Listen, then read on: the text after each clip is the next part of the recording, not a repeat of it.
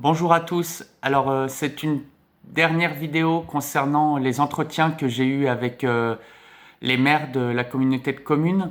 Je ferai un petit bilan après, mais au préalable, je voulais vous parler de l'entretien que j'ai eu avec Monsieur Castera cette semaine. C'était lundi ou mardi, je ne sais plus.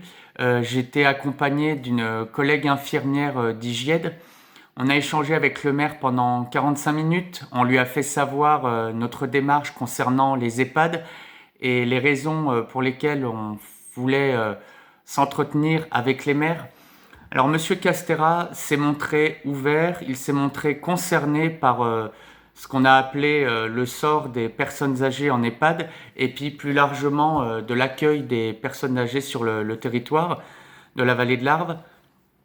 Et il avait l'air intéressé par notre démarche. Néanmoins, il m'a fait savoir que Passy, comme toutes les autres communes faisant partie de la communauté de communes, il allait être difficile d'envisager un travail en commun si les autres maires ne souhaitaient pas le faire. Voilà, Monsieur Castera, et on a bien compris avec ma collègue que lui seul ne pourrait pas faire grand-chose. C'est pourquoi il nous a donné les coordonnées d'Aurore Termoz. C'est la vice-présidente du conseil départemental en charge du social.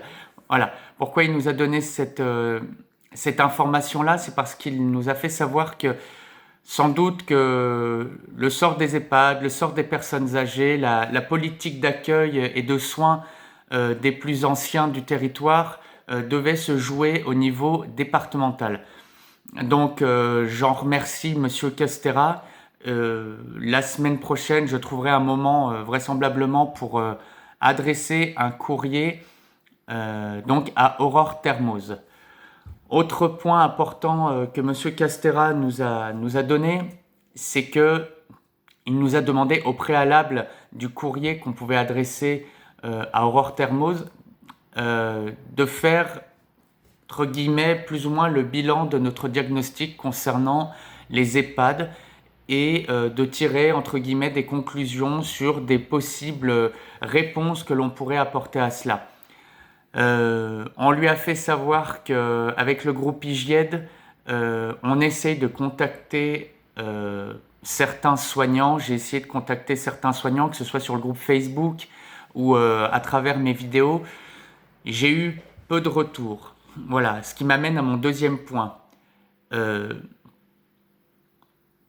y a quelque temps de ça, j'ai discuté avec une collègue aide-soignante qui a sa maman en maison de retraite aux Zérel. On a échangé sur la situation de sa maman, sur la situation des personnes âgées, plus particulièrement sur l'année qui vient de s'écouler, avec des restrictions de visite, avec des impossibilités soit de voir les parents en maison de retraite, soit de faire des visios pour tout un tas de raisons. Donc on a échangé là-dessus, on était d'accord. D'ailleurs, on a fait le même constat que je fais à chaque fois ou que l'on fait à chaque fois avec les soignants avec qui j'en discute. Voilà, que la situation elle n'est pas enviable et que ça ne peut pas durer. Voilà, je me répète, mais la situation ne peut pas durer.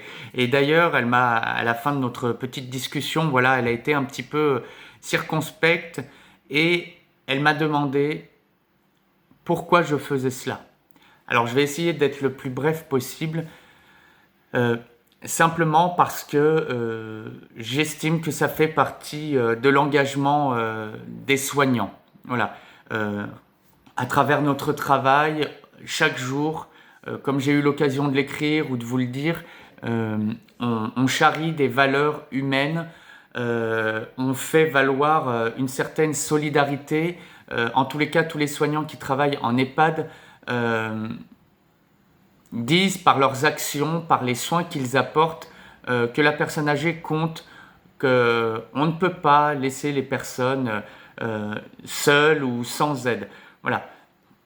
Donc j'ai bien conscience que la plupart des soignants qui travaillent, enfin d'ailleurs quasiment tous les aides-soignantes et tous les aides-soignants et au-delà de ça, les infirmiers, les psychologues qui travaillent en maison de retraite chaque jour et avec toutes les difficultés qu'on connaît, agissent, essayent d'œuvrer pour le mieux-être des personnes âgées.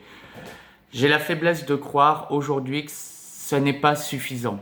C'est pour ça que je vous adresse une fois de plus un appel à me contacter voilà, pour échanger. Je l'ai déjà fait avec certaines d'entre vous. Vous m'avez fait remonter certaines informations concernant les EHPAD, mais je crois qu'on n'arrivera pas à grand-chose si, pour le dire rapidement, si j'y vais tout seul. Voilà. On pourra peut-être avoir un rendez-vous, comme me proposait Monsieur Castera, avec des élus du département ou avec quelques élus de la communauté de communes. Je lui ai proposé qu'on fasse une table ronde, qu'on discute et qu'on essaye de réfléchir encore une fois à des solutions. Voilà. Malgré tout, si je suis le seul soignant à y aller, ça va dénoter un petit peu. Voilà. D'ailleurs,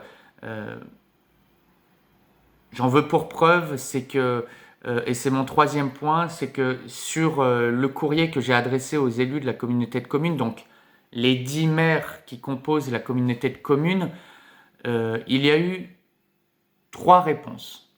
La première de Monsieur Payex, qui m'a accordé à travers son adjointe 2 heures d'échange, et j'attends toujours son retour.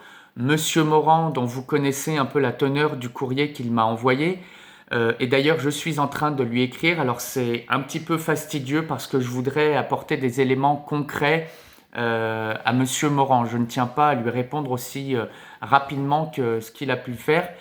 Et en tous les cas, dans mon courrier, je vais essayer d'être le plus objectif possible et lui faire savoir que dans aucun EHPAD en France, et même pas, pardon, dans l'EHPAD Les Érelles, ce n'est pas possible que tous les résidents soient complètement satisfaits. Donc ça, c'est la deuxième réponse.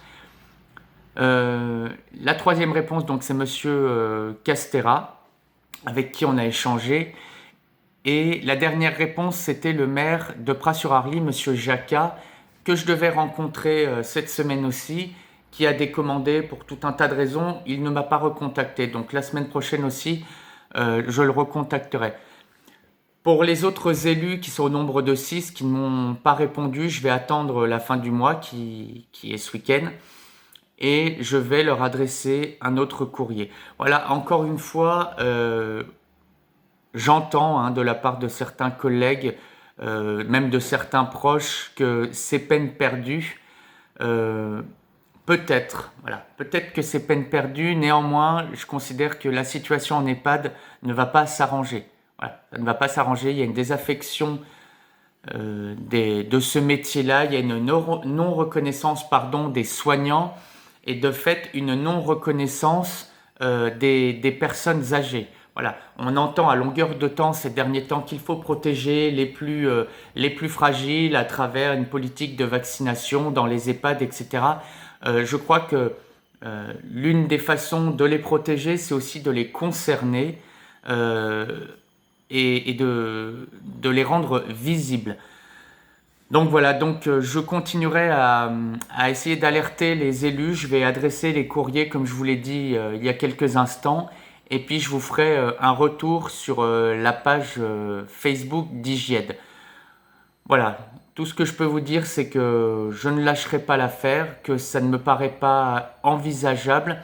Et je vous laisse réfléchir à ma proposition. Si vous voulez vous concerter entre vous dans les services, ou si vous connaissez des personnes qui travaillent dans les EHPAD de la vallée, écoutez, contactez-moi. Voilà, j'aurai plaisir à échanger avec vous et pourquoi pas peut-être entamer quelque chose ensemble. Voilà, je vous remercie et puis je vous dis à bientôt.